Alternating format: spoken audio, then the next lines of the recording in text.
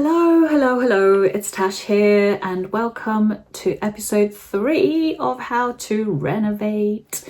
In this episode, we are going to ask the question, why is it important for you to be in control of your own home renovation?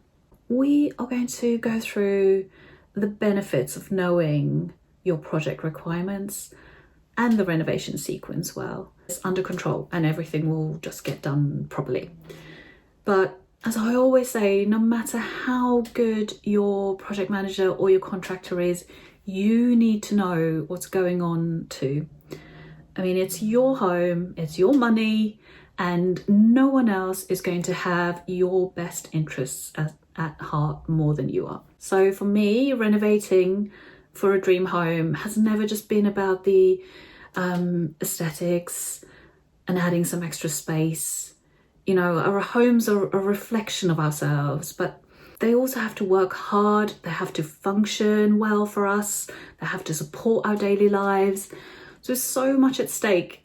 You really have to get involved. You need to learn about the process, and really it will make you be more confident and in control of your own renovation. So in our 5-pillar process, this info in this episode falls under pillar 1, planning. So everything I teach about renovations, if you've been listening so far, falls under my 5-pillar process. There'll be more information at the end, so you can get your hands on some resources and learn more about the process at the end of the episode. So yes, let's get on with it. Let's discuss why it's important to be on top of your own renovation project. The first reason is understanding your vision. And really, the first reason to take control of your home renovation is to ensure that your vision comes to life. Nobody understands your needs, your preferences, your lifestyle better than you do. So by taking the lead, you can really articulate your vision clearly to the others involved in your project, and you can work towards creating a space that truly feels like home to you. You know, our homes are unique things with unique feelings. Each home has a different feeling, and only you can create yours. You can certainly collaborate with your architect or with your designer to lay out your vision, but never rely solely on anyone, especially not your builder or your contractor, to design your vision for you. You have to take control of your own project, and you really will get the best layout and the best design that you dreamed of, and just also one that really functions well for you and your family. If you've listened or you're going to continue to listen to this series, function is a major thing for me. I don't see the point of doing a renovation if it's not going to function well and you're not going to make the most out of every inch of space in your home. Number 2, the second reason to be in control of your home renovation is because generally people expect too much from their builder or contractor, and relying completely on your builder or your contractor to bring your renovation in as a success is a real risk. We expect so much from the builder or contractor. We expect good builders to have a combination of technical skills, like construction skills, project management skills, knowing the building regulations, and we expect them to have design knowledge as well as good soft skills. Like, we expect them to communicate well, we expect them to have attention to detail, and also to be agreeable and to be polite. It's really a lot to expect. And, you know, look at it from the builder's point of view as well.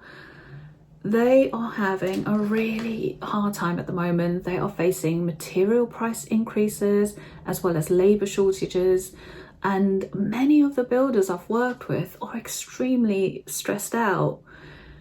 And I always take the view of kind of working alongside the builder as part of the team. Of course, you're still the employer, but a successful renovation really needs your input and your planning, and for you to know about the process and how it runs. You can start to get to know your builder's skill set at the start of the renovation process and at the interview stage by asking the right questions.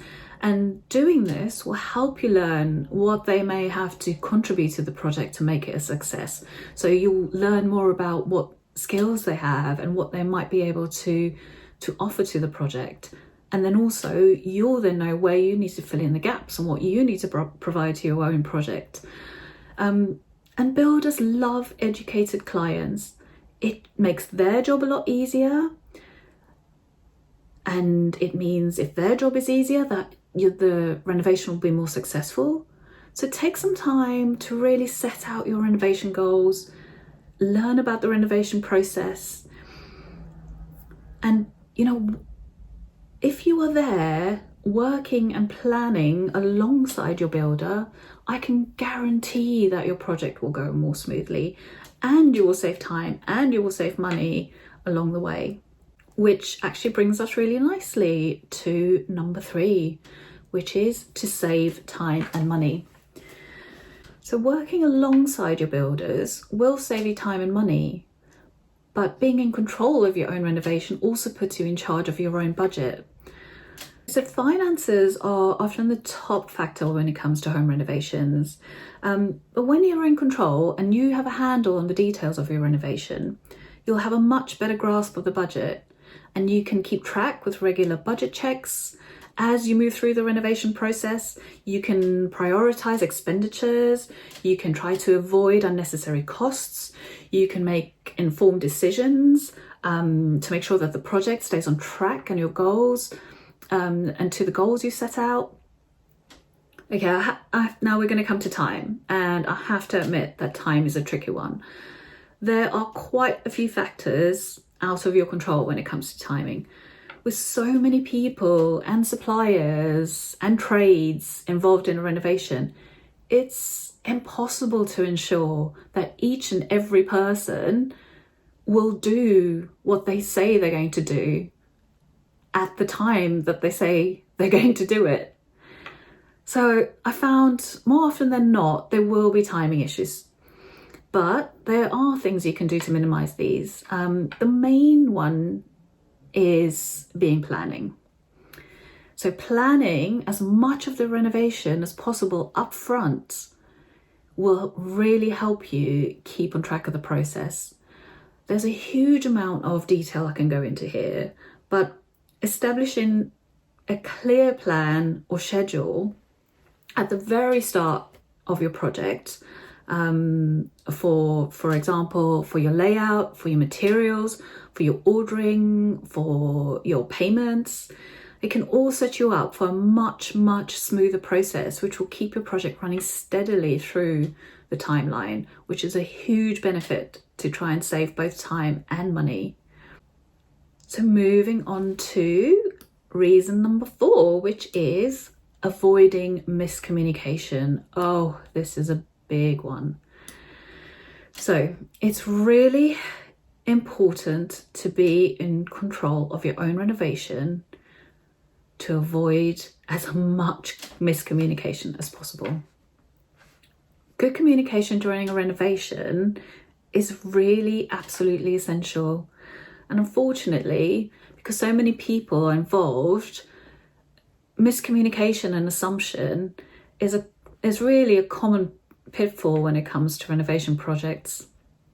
But by being in control of your project and knowing at any point what should be happening, at which stage the trades should be at, which stage material should be coming, you can really communicate any requirements or changes to the correct people at the correct time if you're in control of your project. And if you know the renovation process well from the start and where your project is at, you can have much clearer communications with the professionals involved, with the contractors, with the suppliers. And this really reduces the likelihood of misunderstandings and ensures that everyone's on the same page. And it really does minimize costly errors, and especially errors that might need rework down the line, because if something goes wrong and your contractor needs to redo something, that is really the point where you're starting to lose time and lose money. So that brings us to the end. Those are my 4 points on why it's important to be in control of your own renovation project. I really hope this was helpful.